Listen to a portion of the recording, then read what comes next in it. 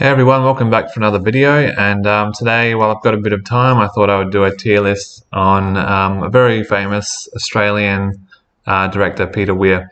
He is famous, but he's also, I think these days, pretty underrated. He hasn't made a movie since 2010, but he was very big in the 70s and 80s and 90s, made some pretty big Australian films, and then went on to Hollywood to make some pretty big films with actors like Mel Gibson and Harrison Ford and Jim Carrey and Jeff Bridges. So he, yeah, I guess he's probably one of Australia's most successful directors in that category, as where they started out pretty well unknown, and then making some pretty classic Australian films before going on to become an acclaimed overseas director.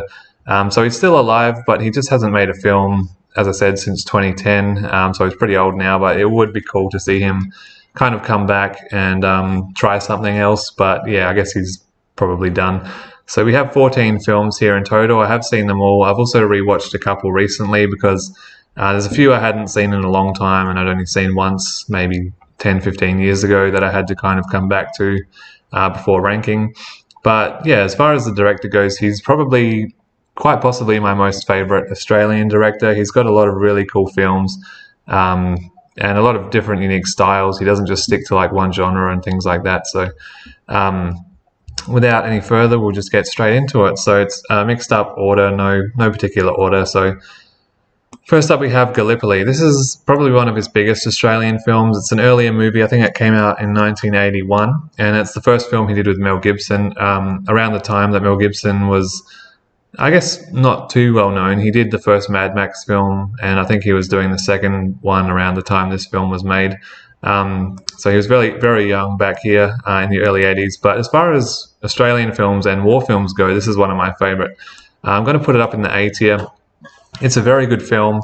It's a movie that before I saw it, I wasn't that fascinated in it, but then I watched it and I really enjoyed it because it's not just a war film. The war doesn't actually come until maybe the last act of the film, and then the first 2/3 of the film, it focuses on these two friends and their life in Australia. They're both runners, so it focuses on that, and then it focuses on their journey to, I think they go to Cairo in Egypt to do basic training before they're sent to Gallipoli. So there's a lot of story and adventure kind of going on before the actual war, and then it has a very big epic war sequence at the end, and it ends on a real intense moment. But it's a really good film. I really like Gallipoli because it's not just a war film, it's an adventure film and a friendship film and everything like that, and it's quite unique in the way it presents its story and characters. So definitely one of his best films in my opinion. So this next movie he made with Mel Gibson as well, the following year. It's called The Year of Living Dangerously, and I've seen this once a couple years ago, and I remember really enjoying it quite a bit. I think I'll put it in the B tier. It's a solid film. It's not one that I've gone back to, but I would like to rewatch it. The story sounds to me like a film that I wouldn't be interested in, but the vibe and the atmosphere and the way it captures its characters and setting and scope kind of really worked for me when I watched it, from what I remember, because it kind of is like a political turmoil film where this guy is sent to Jakarta, Mel Gibson's character, to kind of I think report on like this civil war or this outbreak that's about to happen, and he also falls in love while he's there with Sigourney Weaver's character, so it's a bit of a romance as well. It's a good movie. I remember really enjoying it quite a bit. It's another one I'll have to rewatch though, but it's definitely a solid B tier film. Next up, we have Dead Poets Society, which is one of Peter Weir's most famous and well-known films. It stars Robin Williams in one of his most popular roles as well, and it's I guess you could say, a feel-good, kind of dramatic, light drama film about these school or college students that are learning poetry through Robin Williams as a teacher. I've seen it only once the whole way through, and it was a long time ago. I've since rewatched many scenes from the film, but I've never had the urge to go back and watch it. I actually have it on Blu-ray, but I have never rewatched it, and it's probably one I need to, but for now it's sitting in the B tier. Most people would probably put this up higher. It's not one of my favourite Peter Weir films.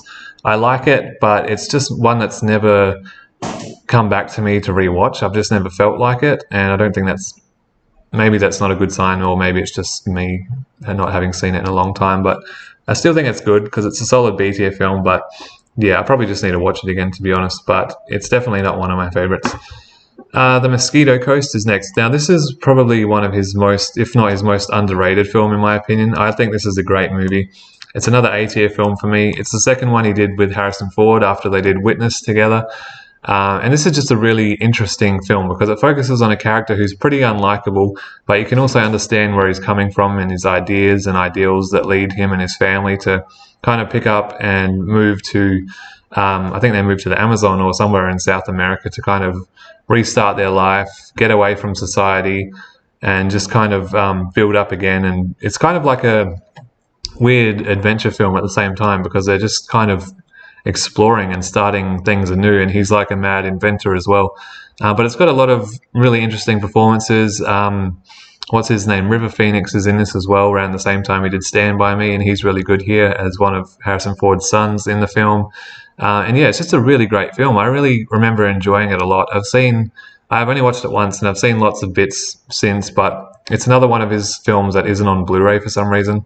And I'd really like it if they would release this film on Blu-ray because I think it's a great film. I think Harrison Ford, it's one of his most underrated performances. He's a very unlikable character in the film, but like I said, at the same time, it's clever because you can also understand why he is the way he is, and why he thinks that way. So he's an unlikable but understandable character, so that kind of works. Plus the fact that it's Harrison Ford playing him. So great scenery, obviously being set in the Amazon, the jungles. I just love that kind of vibe as well. And yeah, it's a really good movie. Quite a tragic film as well, but yeah, really solid. Next we have Master and Commander. So this is one of his most, I say recent films. It came out probably over 20 years ago now, but it's his second to last film that he made.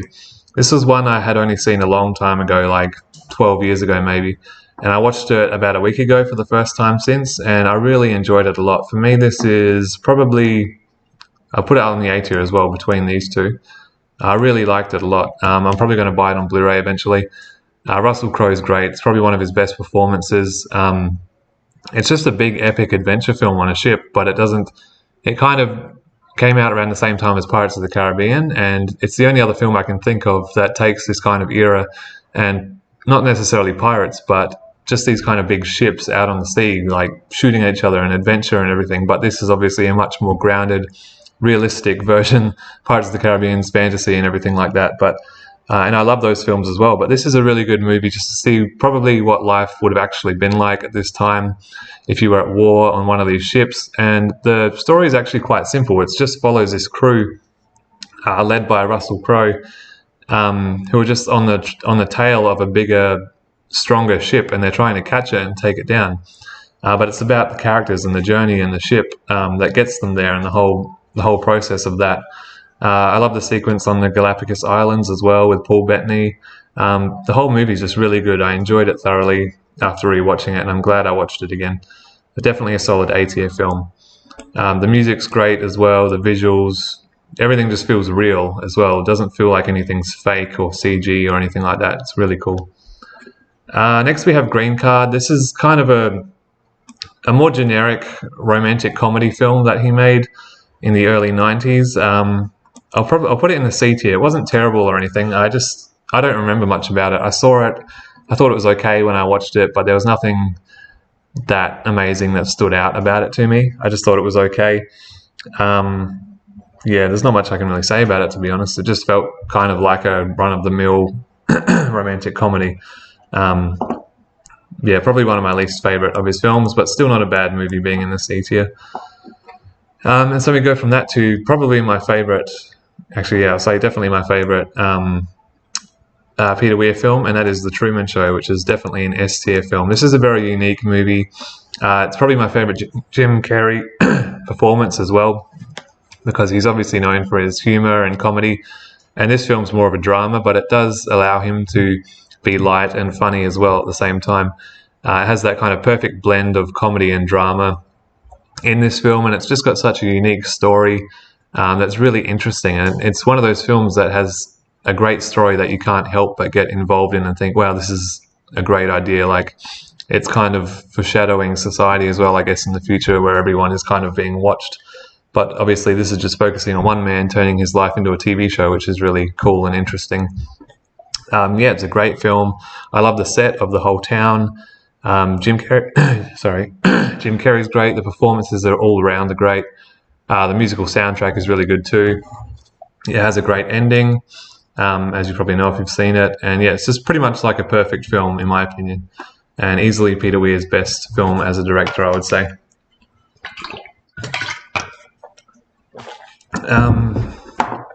Sorry about that. So next up we have Fearless. This is another one from the 90s. This one stars Jeff Bridges. It's another one I've only seen once, but I think it's a solid film. I'll put it in the B tier. Jeff Bridges is always great, and he's really good here. It's a very heavy kind of drama film. It's about a man who survives a plane crash where a lot of people die, and it changes him, as it would change probably anyone who would go through that.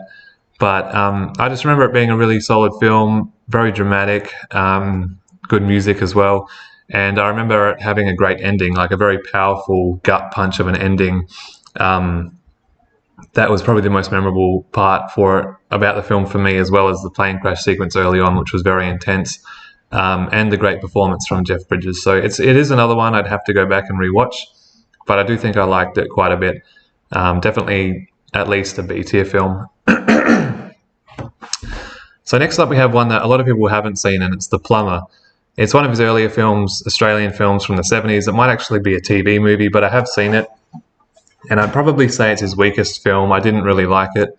I don't know if I can put it in the F. I'll put it in the F tier. It wasn't good. I remember watching it. I think I only watched it on YouTube actually, because it's hard to find anywhere. But it's cool because it was filmed in Adelaide, which is the city that I live in. But obviously back in the 70s. It's kind of advertised as being a thriller because it's about this plumber that comes into this lady's apartment, and he's trying to repair her toilet and bathroom and everything, but he's just trashing the place, and he's scaring her a bit. But I just found the movie kind of weak. I didn't find him scary at all. I didn't find the movie scary at all, or the concept really. Nothing really worked in it for me. Like, it was... Look, F tier might be a bit harsh for it, but to be honest, there's nothing about it that I really liked or that would bring me back to it. But, if it was just a TV movie, then whatever, that's fine. It doesn't really matter too much. But yeah, it just didn't really work for me personally. So now we have The Way Back. This is his final film he made in 2010. And I've seen it once. It's about a group of people who escape a gulag, I think, like a prison, a war prison. And it's about their journey back home, or to wherever they're going, and it's like a kind of like an adventure film, but a very dark and sad one because it's more realistic. These people are going through deserts and they're starving and dying of dehydration and things like that. But I do remember it being a solid film. It's another one that I would put in the B tier. Another one that I've only seen once though.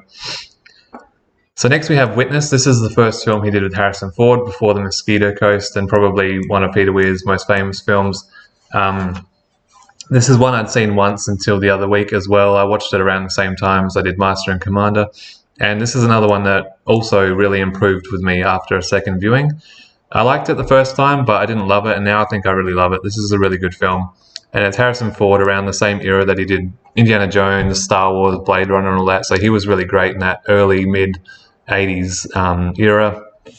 And it's a great film with a great story about a cop who is trying to protect this Amish boy and his mum from these corrupt police after the little boy witnesses a murder. And so Harrison Ford is stuck with them in this Amish community trying to look out for them. So it kind of shifts between a thriller about corrupt police officers into a romantic drama where he's falling in love with this mother and the way of life there, but it doesn't really agree with him because the other Amish people aren't really accepting of him. But it's a great film. It's another easy A-tier film for me. I think it's really good. And I've ordered that on 4K recently, so I can't wait to get that. That'll be cool. The Cars That Ate Paris is the official first feature film from Peter Weir. It came out in 1974. It's a pretty wacky and out there film. It's not one that I particularly liked. I'll probably put it in the D tier. It was okay for a first film. It's just probably his most out there and just bizarre film. It's just about this small town with these dangerous cars. And a lot of the cars kind of resemble what would later show up in George Miller's Mad Max films. So that was kind of cool. And I guess that's the only thing it had going for it, was just the cool, crazy cars. But Yeah, the movie's just bizarre and weird and didn't really do anything for me. But it was his first feature film, which is kind of cool. So, and these next two films are very popular Australian films from the 70s that he did after that one. So this is 1975's Picnic at Hanging Rock. This is a really solid film as well. I'm going to put it up the top of the B tier. It's not quite an A tier film for me, though a lot of people would put it in the A or S tier. I actually rewatched this film yesterday, and it's a really atmospheric film. It's really creepy, but I think the best thing about the movie is just the mystery that surrounds the film rather than the film itself. So based on a book that tells the same story, and you don't actually know if this story is true or false or what parts of it are true, because the author never actually disclosed if it was a true or false story. Fact or fiction. But so that just adds more to the mystery, and the fact that these people who go missing in the film are never found. There's no evidence of them after they disappear. I just love films that have that kind of mystery where there's very little evidence or clues, and it's just like they just vanish off the face of the earth. But it has a fantastic atmosphere to it. All the sequences at the Rock are really good. I think what lets it down for me is the last half hour or so is just a bit slow and just kind of takes you away from the story, because it kind of just shows the repercussions of what happens at the girls' school and the principal and how things just start breaking down there. But the first two acts of the film at the Rock and what's happening at the school is really interesting and really good. I think it kind of just dies for me in the last act of the film. The last half hour or so, unfortunately, isn't as good as those first two acts, but it's still a really solid Australian film. Definitely check it out if you haven't seen it. It's got a really creepy atmosphere and mystery to it, and musical score and everything like that. And it's quite scary, even though it's not really a horror or a thriller film. It's just in its vibe and its tone is just really creepy and really works, at least for that first hour and a bit of the film.